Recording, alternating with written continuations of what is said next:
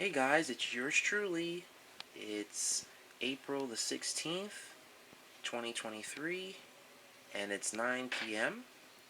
And this is my latest project update video.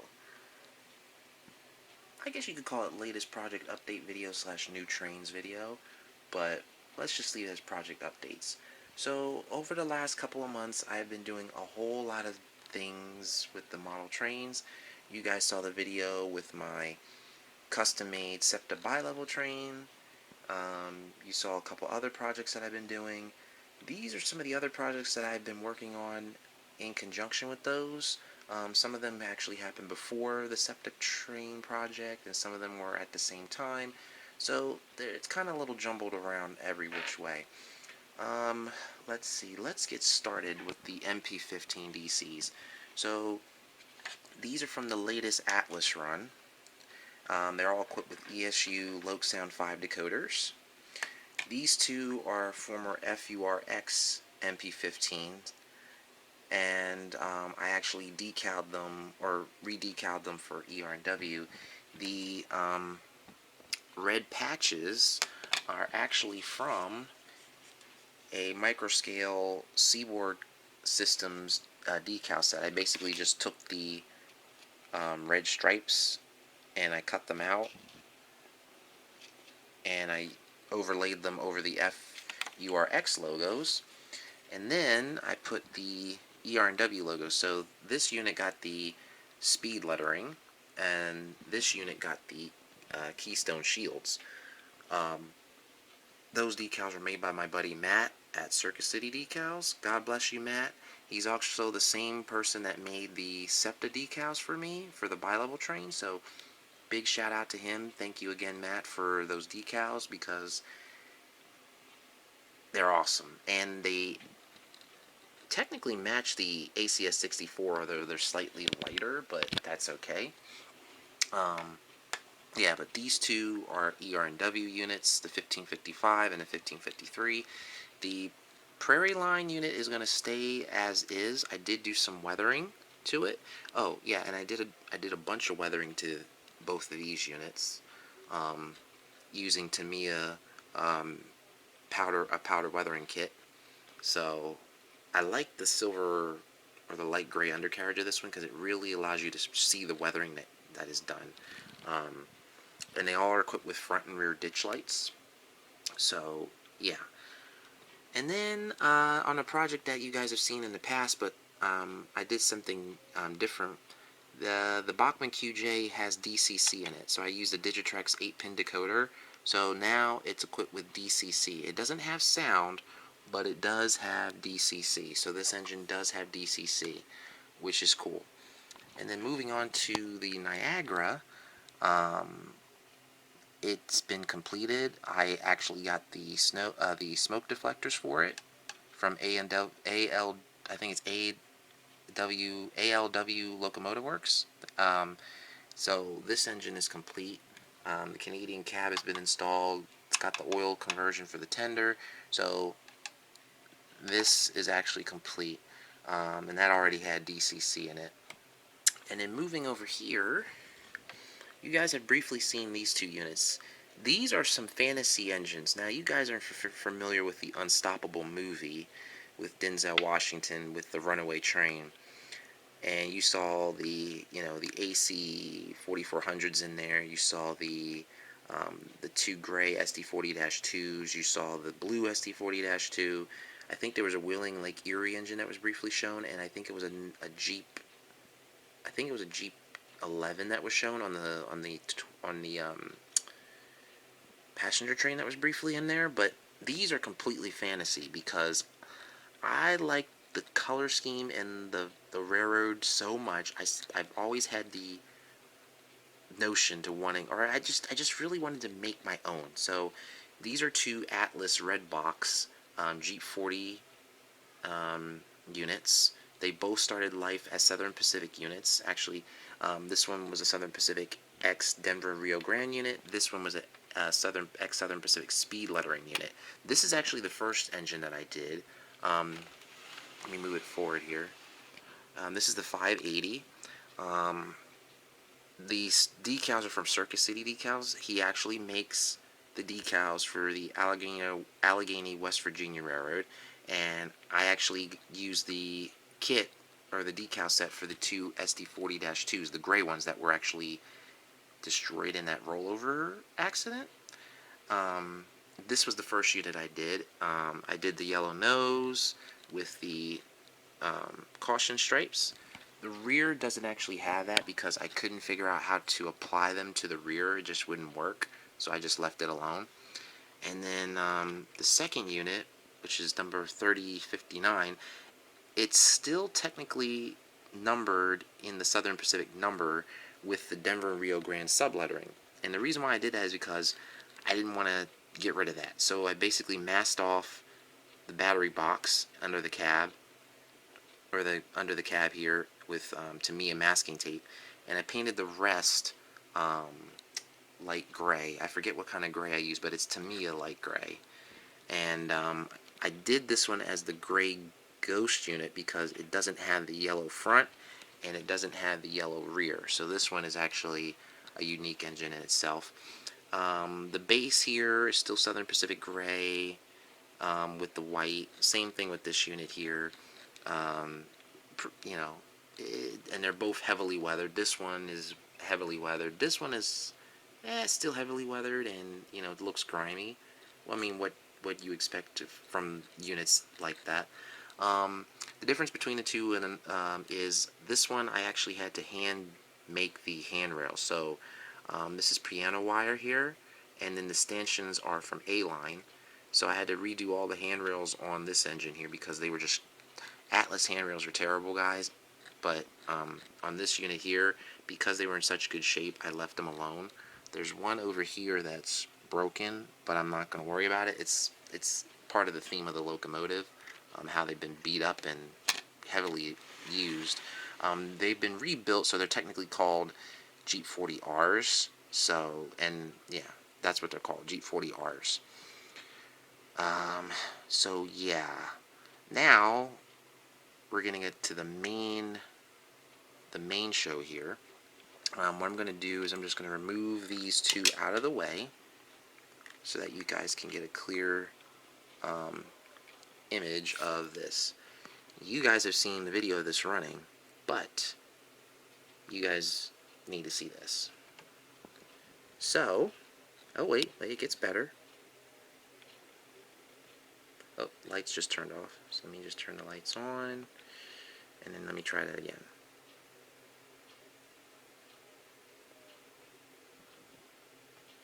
So the jet train officially has DCC in it.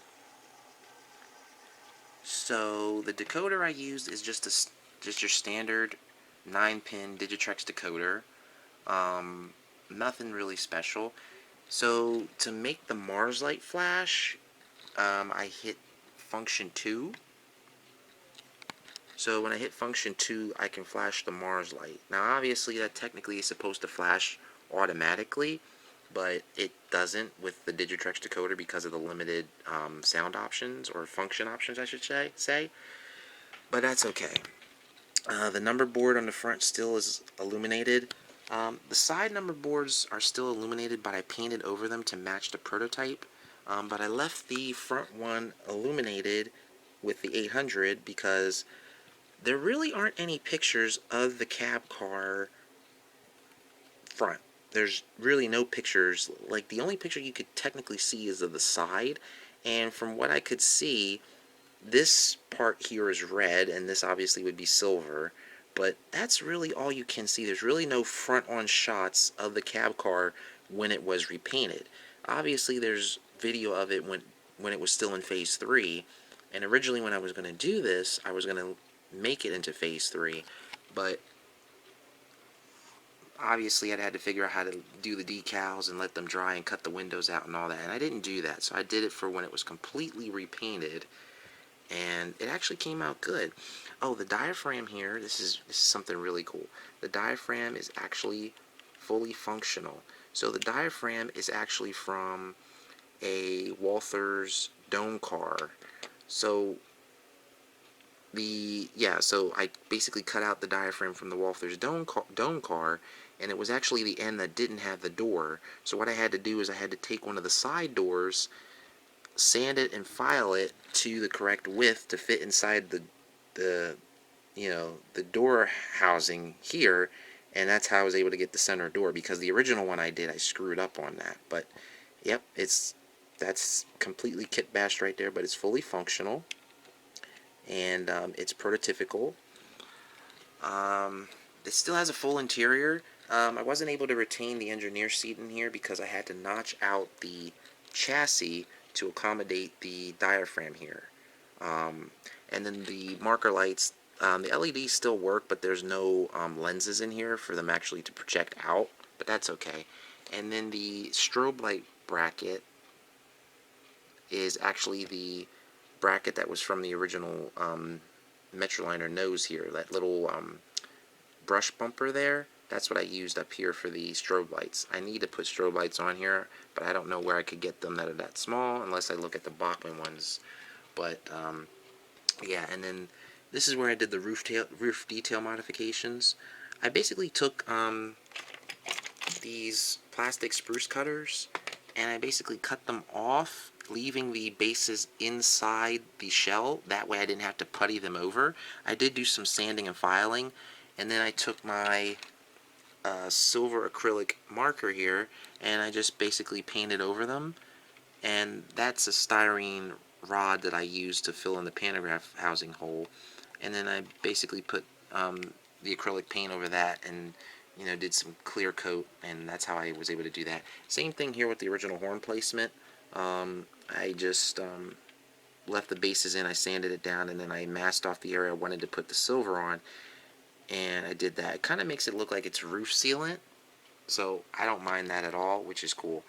The paint scheme is actually Tamiya, so this is Tamiya Rubber Black, Tamiya Silver Leaf, and then this is Bright Mecha Red, and this is all sprayed with flat clear, so that's all flat clear for that. And I left the traction motor vents here. I left those on there, even though on the real Metroliner cab car it doesn't have those anymore. I left those on there. All the undercarriage detail is still on there. This is actually the powered unit. So this has the motor, and then the actual Jet Train power car is the dummy. Now let me move it forward some more so you guys can see. So this is what I've been working on. It's still hard to believe that I actually finished this model. Thank God it actually worked out, because it's the first time I've actually painted a high-speed train, and I painted everything based off of the real pictures of the real train. I did ask for some help from a guy at Nicholas Smith, I forget his name, but I asked him basically, well, how would you paint this model? And he said, paint the silver first, and then paint the other colors. And that actually makes sense, because most of the color is silver anyway, so why would you paint the red first and then try to mask it off later? So yeah, I painted the silver first, and then I painted the red, and then I did the black, and I used this Tamiya flexible, well, it's not Tamiya tape. I don't know if it's Tamiya tape. No, it's Nitto tape, and it's actually like it's a rubber tape, but it's a masking tape, but it's actually flexible, so you can actually contour it around curvy areas, and that's how I was able to get the paint around the windows like this and around the front of the power car. That's how I was able to do the shape and everything. And then yeah, and then but then I painted the gray on the bottom here. The blue stripe is actually not paint. It's actually automotive. It's actually model automotive pinstriping. And it's actually the correct width that I needed. So basically it has an adhesive on the back, and you stick it onto the model, and then you spray flat clear or clear coat on it, and it basically seals it to the actual model. So that is actually an automotive, well, a model automotive pinstripe right there. and it goes around the front of the nose too. And the nose is actually detachable. There's a coupler behind there. As you guys can see with the, let me zoom in on that. You guys can see the turbine power there, the US flag, the number. Um, all the logos here have been reproduced from the pictures, and as you guys can see, they are completely legible. Um, this decal's pretty cool. When Matt first showed me the test samples of the decals, he originally made just the flag without the gray stripe, and I asked him if he could just make it one decal, because if he didn't, then I would have had to paint the you know, the rubber black on here, which I didn't want to do. So he actually said, he's like, no, that's no problem at all. So he made a new set with the flag and this gray stripe, all as one decal, and then the numbers are separately applied decals on top of that. And it's actually the perfect length. He actually gave me extra length on these, but that's the full length of the decal right there. And that came out flawlessly. Like, I'm so happy with the way it came out. Let's go to the roof details. So everything that you see here is a representation of what the actual jet train looks like. There's only one picture that I've been able to find of the roof detail, and it's really not that good. And I made this model years and years and years ago. I think it's like 4, maybe 5 years ago I made this model, and there were the picture that I had to use wasn't very clear, so I had to basically kind of guess what these battery boxes or boxes on the roof looked like. Some of these, like this here and this here, were actually part of the original Acela model, and I basically reshaped them, cut them down, and reshaped them and replaced them on the roof. This is all made out of styrene with Canon Company side grills from an SD40-2. Those have been cut down. This is from the original Acela roof detail. And then the turbine exhaust duct, that's several layers of styrene that have been glued together and shaped by hand by me to the actual blower duct on the real train. And then this is a Jeep 20 exhaust stack that has been, obviously cut down and opened, and then there's wire mesh inside here under that. And then the horns, which are identical to the real ones, are a K3 LA and a K2. So technically that's a K5 LA horn arrangement right there. So that's what I did. And then the side grills up here are from our Canon Company. I think they're SD38 or SD40-2 grills. I forget which ones. I tried originally to do the see-through grills on this model like my friend Michael did, but I just found out that that was going to be too difficult. Not only that, but when you cut the side fairings on these, it actually weakens them, so the structural integrity of them is weakened. So I decided to go with this one, this design, because it's actually a lot stronger. The openings for where the pantograph would go, I filled those in with styrene and shaped them to match the fairing. But yeah, those are the modifications I did to the jet train, and I'm thoroughly impressed with it. I will admit there are some blemishes with the model, like there's some overspray here, and then the paint was a little thick here. I actually did make a mistake with this, because when I first did this, I painted this Imperial Japanese dark gray, which is the same gray that's under here, and it didn't look right to me. So I actually had to remask it off and repaint it black, which actually looks better, because it was supposed to match this gray, because based on the pictures it kind of looks like that gray, but when you really think about it, it actually looks better with black. So I just did it in black. And then the drawbar is actually just like the prototype. In reality, the real jet train and the Metroliner car, the diaphragms never actually touched, and they actually were different levels, but they never actually touched between the two. So you could not walk. You could technically not walk from the Metroliner cab car into the Jet Train power car, because that's how they had it set up. And then the black detail around here, that's all hand painted by me. Um, you know, yeah. So this is probably the most complex project I've ever done to date, and all the combinations of my kit bashing skills from age 16 up until now were put into this model here, and thank God it worked out, because I wasn't sure if it was going to work out the way I wanted it to, but thank God it did, and I'm really thoroughly impressed with it. I really am. I do have a couple people that actually want me to make them this train. Um, I'm not against the idea, but we'll see how that works. We'll see. We'll see how that works. Um, but yeah, eventually I'm gonna get sound and DCC in both. So this is gonna get a decoder. It's only gonna have the bell, the horn, radio chatter, brake sounds, maybe some flange squeal. This is going to have the turbine sound, traction motor sound, radio chatter, horns and bell obviously, and some other random sounds, but they're both going to get ESU decoders eventually. Um, that's somewhere later down the road. At least I can run this on DCC now, so I don't have to worry about that. So, and it actually runs better in DCC.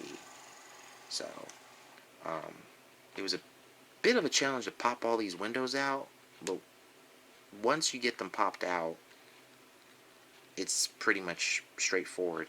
And the only difference between the model and the real Jet Train Power Metroliner coaches, the black actually extends to right here on both sides. I was trying to do that. I actually did do that the first time, but then I didn't like how the ends were like angled. So I said, after looking at some pictures of some other Metroliner cars, the Phase 3 or Phase 4 striping on some of them doesn't come to the window. It just stops right here at the door. And I said, I'll just do the same thing with that. And I actually like the look of it, and it actually looks cool that way. So I just left it alone. The front coupler is an undershank coupler that I actually had to heavily trim or file down the top so it could actually clear the underside of the diaphragm here. So that was a very tedious job to do. I actually had to do a hole punch technique to drill out the original Metroliner door, and then I had to carefully file each side of the inside of the cab to match the door here, and that was a very tricky thing to do.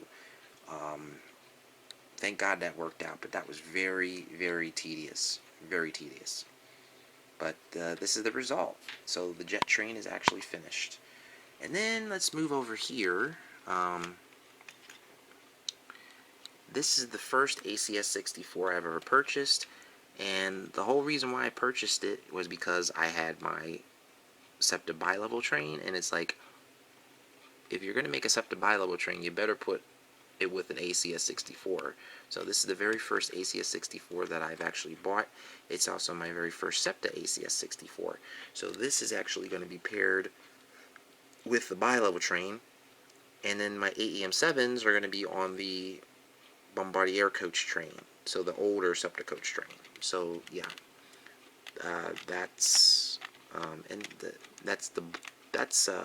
that model's a pretty good model right there. The Bachmann units. I'm probably gonna get another one, maybe an Amtrak, just because. But I'm trying to really limit myself on what I buy now, because I pretty much have everything that I want.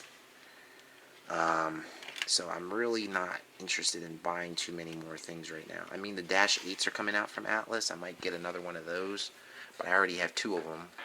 I have one in Phase 5 and one in the Pepsi can scheme. So, sorry for my rambling, guys. I just have a lot on my mind, and I just wanted to get all this out in the open. But this is what I've been working on, and it's been one heck of a journey. I do have a couple mini projects left, mainly my American GK E60 CFs. I have two of them that I have to work on. One has an Atlas drive, and then the other one still has an Athearn drive, but it's undecorated.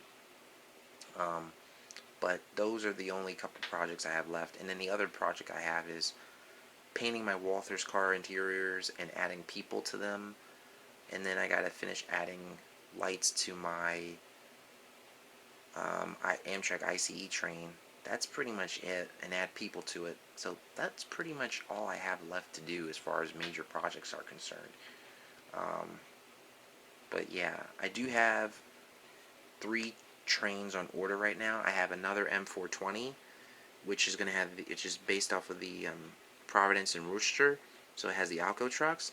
And then I have the X2000 RTL Turboliner set, and then I have the RTL 3 Turboliner set on order from Rapido. So those are the only 3 things I have left that are like major order. I am still thinking about getting the RTG Turboliner and painting it into Amtrak, but I'm not really keen on spending over $1,000 for a train right now. I don't really want to do that. So, well, if it happens, it happens. Well, I'll cross that bridge when I get there. But I just wanted to share this with you guys. Thank you for your continued support. Thank God. Thank my family, my friends, and all my fans for their continued support and watching me through this journey as my modeling expertise has become something more. Who knows? Maybe I'll be in Model Railroad magazine soon or something. You never know. But you guys be cool, and I'll see you later. Bye, y'all.